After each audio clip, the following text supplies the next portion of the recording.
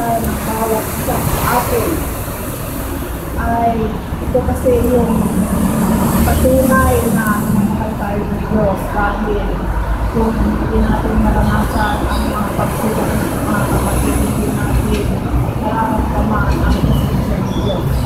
Dito natin napatunayan sa Kanya na ang bawat pagsubok ay kung paano tayo kakapit sa pananampalataya natin mga kapatid. Sa pagkabili ang pagkabira ng bawat isa sa atin, gayon din ang bawat grupo mga kapatid, hindi ko nawawala ang mga pagsubok. Pero dahil sa kanyang pagmamahal at pag-alalay sa atin ng kapatid, ito kapag pagkumpalan ng bawat isa, kaya na ng grupong ito mga kapatid, hindi ko alam mga pagsubok nila. Siguro pa niya kanyang pagsubok kasi ang Diyos na lang nakakaharap kung gaano kanya, gaano kalalim ang mga pagsubok. Pero sabi nga, huwag tayo daw mga katak dahil ganito ang karanasan ng bawat hiliran ng Panginoon ng mga kapatid ko. Sa bayan natin ang isang pagsubok, hindi sana ito yung pagmayabangan natin na malakas pala ako. Pero hindi ko dyan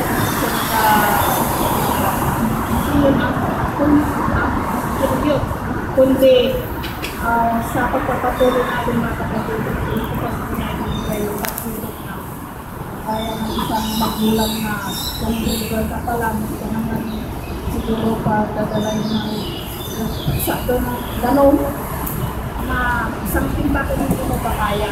Hindi kasi yan mga kapatid na kung yung manakas ka na o kaya mo na buhatin yung isang drum siguro. Pero dapat yung kapatong babaan para hindi po tayo sa nagdaw na sabi ito sa alam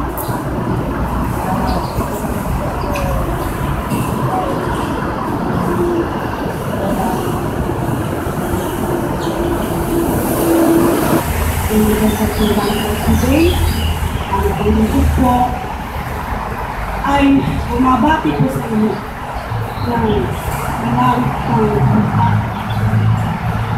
at matibay na po na gagayin ng bawat isa sa atin. Lalo na po sabi niya sa mga bata pa na hindi pa nila tayo makapatid ko na tumagat ng matigas sapagkat mga kapatid, ibig sabihin yung mga anak niya na tumutubo pa lang umuos po ang kanilang kaalaman doon mga kapatid ang kalakasan kung paano sila kukuha ng vitamina at kumbaga ang isang talim mga kapatid. Kung kaya tayo ang sinabihan ng Panginoon Diyos na magbigay aral bilang isang haligi o bilang isang alagad ng Diyos na nakikipag-ugnay sa Espiritu Santo ang salitang awa bawat kataga ay may kabuluhan sa ating kalagayan. Napakabuti ng Panginoon Diyos sapagkat alam niya o wala nino man isa sa ating mga kapatid ko ay hindi makasalanan bagkos binibigyan niya tayo ng mga banal na kasulatan upang dito natin matuntun ang ating pagkatao. Ipagpatuloy ko mga kapatid sa atin. Yan ang sinulat sa inyo ng kapatid natin sa tatlo. Taglay ang karunungang kaloob sa kanyang Diyos. Kaya lang ang ilang bahagi sa kanyang mga sulat ay mahirap unawain at binibigyan ng mali na hulugan at mamangmang at makukulo ang isip. Maliwanag mo kapatid. Sapagkat ang tinapay ng buhay o salita ng Diyos mga kapatid, tinatawag tayong marunong o matalino sa pamamagitan ng pagbigkas sa salita ng Diyos, hindi sa pamamagitan ng salitang nakakasakit sa ating kapwa. Sapagkat yan ay tinatawag at matatawag huwag mangmang at walang kaalaman. Kaya mga kapatid ko, ang mensahe ng Diyos sa ating mga kapatid ko, ito ay we can differentiate kung sino tayo na humahal sulok ng banal na sulat. Kung sino tayo na binigyan ng pinagkalooban at pagkatiwalaan ng mahal na Espiritu Santo na kanyang instrumento at gamitin. Yan ang gusto ng ating Panginoong Diyos ng kapatid ko. Unang kusurin natin ang ating mga sarili. Lagi natin naririnig. Ang Diyos ay mahal na tayo ng kapatid ko kapagkat ipagpatuloy ko. Sabi na, ito yung sinasabi natin mga kapatid ko yun. Kung ang karunungan ng Diyos ang nasa atin, iisa ang ating layunin, hindi po ba? Kung karunungan ng tao at pinaghalo mga kapatid ko, dalawa na ang layunin ng bawat isang nananampalataya. Di ba mga kapatid? Ang sabi pa dito sa bandang huli, ngayon, ito'y alam na ninyo, sabi niya. Alam na ninyo mga kapatid, dapat kayong mag-ingat upang huwag kayong mailigaw ng mga taong walang sinusunod na batas. Sa ngayon, hindi kayo matitinag sa inyong mabuting kalagayan. Ngayon mga kapatid, isa lang naman ang gusto nga sa atin ng ating Panginoon Diyos. Yung maging matibay tayo, matatag tayo, at maging marunong at masigasig na tumingin. O, kaya ko natin Ilocano, agilasin.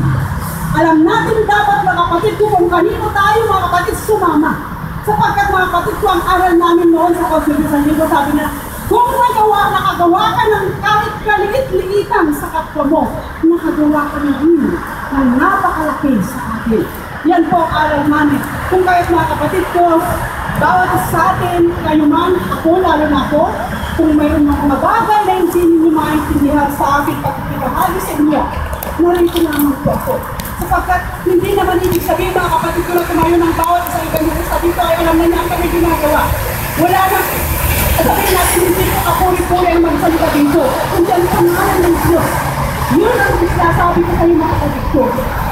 Kasinin kayo ang nalaking kakabsat kay Jai kaya ito Diyos at nagmarit na kayo. Hindi natin pinisin ang ating mga sarili na maniwala kayo sa ating sinasabi ko. Hindi.